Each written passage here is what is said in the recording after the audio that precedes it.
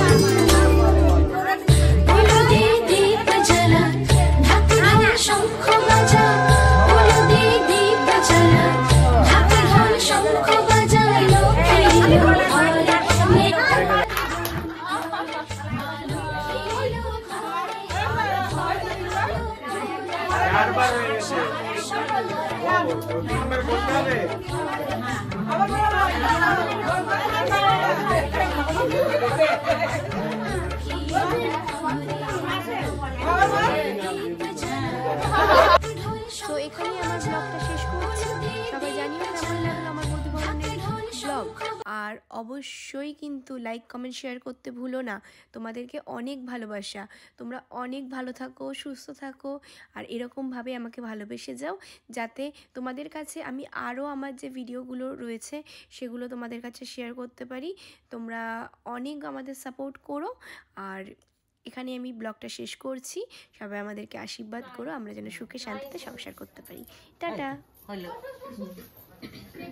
এবার